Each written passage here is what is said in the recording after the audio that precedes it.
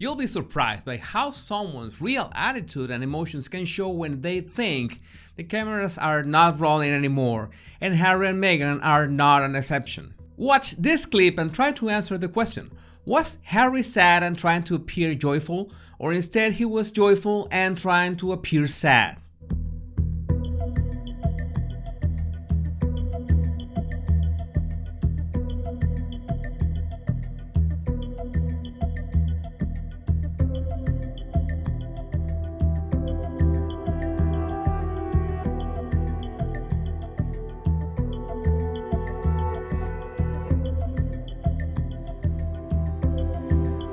This was right at the end of the Oprah interview, the interview that you can no longer watch online, when Oprah had already made the closing remarks. So at that exact moment, both Meghan and Harry thought that since the interview was over, they could relax. But that's exactly what let their real emotions come out, and that's what I'm going to dissect in this video. Welcome back, my body language buddies. My name is Jesus Enrique Rosas, I'm the body language guy, and it would be great if you join us by just liking this video, subscribing and hitting that bell. Let's get down to it. To better understand their change in attitude, it helps a lot if you watch the very last part of the interview when Oprah asked the final question to Harry. And it's really important that you pay attention to the time that Harry takes to answer this question.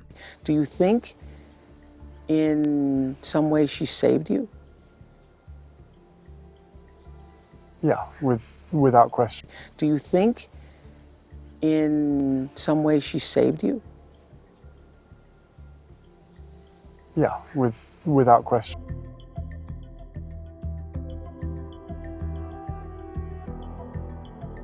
He might have said that it was without question, but that hesitation was for real. He really took his time to assess if the word saving was appropriate for that. But there was another moment, barely seconds after this one, where he repeated the words, apparently to emphasize the concept. So, yeah, she did, without question, she saved me. I think that's lovely. I would disagree. I think he saved all of us.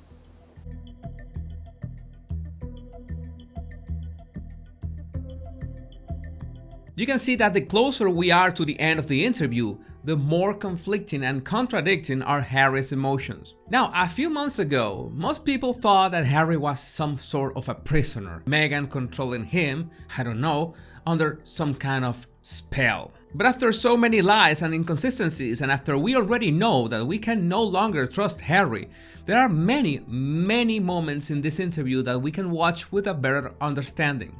And in this case, he is explicitly saying that Meghan saved him. Oprah asks the question, he answers with some hesitation and then reinforces his statement, saying that yes, Meghan saved him. Now remember that when a person emits a statement, it usually implies opposite concepts at the same time. If I say that someone saved me, I'm automatically implying that there was something that they saved me from. It might sound obvious, but notice how Oprah is very smart to not formulate the question as, do you think Meghan saved you from your family? I would have been really cruel, but that is implied. And if Harry said yes and reinforced the answer, then he should be happy, right? Let's pretend that we have not seen his body language change to a miserable attitude over the past couple years, and given that he was saved, let's look at that first clip again.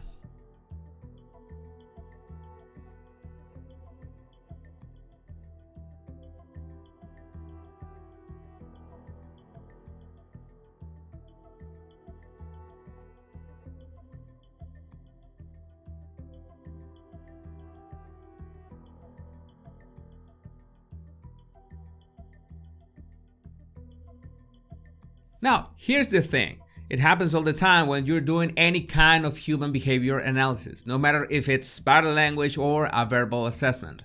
The more information you have does not help make things easier. What most probably happened is that when you watch this clip at the start of the video, you already had made a decision between the two choices I gave you. And maybe you thought he was pretending to be happy and then his attitude changed suddenly to sadness because he was regretting doing this interview. But what if it's the other way around? What if he's genuinely happy After all, he was saved, right?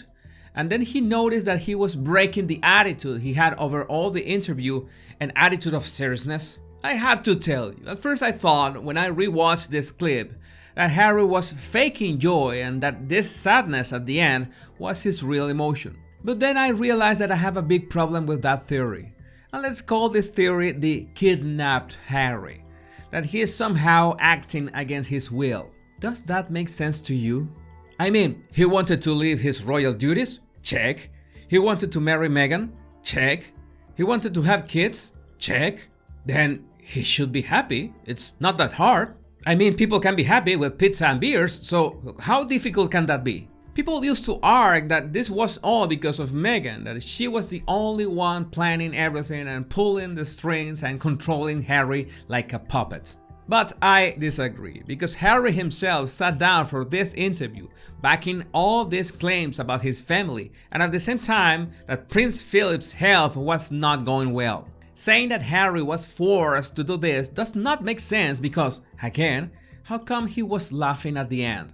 Oh, he was suddenly sad because he was thinking about his grandfather or about his family. What makes you think he was sad about his family? If he was sad about his family, he would not have done this interview in the first place. Because, man, if you have half a brain, you know that this is going to be a bomb for them. That's how you know that this apparent sadness at the end is not the real emotion. But I understand. You might be thinking, how can someone be so cynical to be laughing like that when he thought the cameras were off? Well, it was Harry himself who said that his family cut him off financially. Something that is still impressive, I mean, listening to a grown man talking like that. If he was truly sad about leaving his family, if the kidnap Harry theory is true, that he's somehow suffering in silence, why would he mention the money? He would not care about the money. He would care about his family. But he said that, my family cut me off financially. Boo-hoo. He's not sad, he's sour. He's sour because supposedly no one stood for his mental health. False, because his brother William did. Or he's sour because no one helped with Meghan's mental health, and I guess that includes her mother Doria, who used to be a social worker at a mental health clinic. Strange. So what is he really sour for? Well, only the money, and it makes sense that he didn't care that his grandfather was ill because he let this interview happen to gain exposure for his Netflix and Spotify contracts. And that's why he hasn't stood against Netflix The Crown or that Diana musical. Apparently, Netflix can do whatever they want with the memory and image of his mother, and he's fine as long as he still gets the contract. Like they say, money talks. So going back to that ambiguous clip at the end of Oprah's interview, and after doing a systemic analysis of intentions and what has happened since then, and realizing that Harry has been absolutely in control of his action all this time, the overwhelming proof is that he was genuinely happy attacking his own family. You can perfectly have a counter-argument. That's fair. That Harry didn't really want to do that interview. Okay, that's fine. He didn't want to hurt his family. But then you will be implying that somehow Meghan has an absurd amount of power over him. Because there will be no other way. And even disclosing the "my family cut me off financially" was her idea, right? Well, I don't agree. And I don't agree for a very simple reason. Because that would mean that Harry has absolutely no responsibility of his actions. That he's really the kidnapped Harry. But even if he was acting against his will, what kind of blackmail could be so powerful to force him into attacking his grandparents like that? So what actually happened at the end of Oprah's interview is that he was showing his real face of joy and happiness and being glad of this very public attack on his own family, and then he remembered that he had to show a serious and sad attitude and instantly adjusted his emotion. If you have a better explanation, I'll be really glad to read it in the comments. If you want to support my channel and help me make more videos, all you have to do is like, subscribe, and hit that bell so you don't miss any of my body language analysis and tips. My name is Jesus Enrique Rosas, and I'll see you soon, my body language buddies.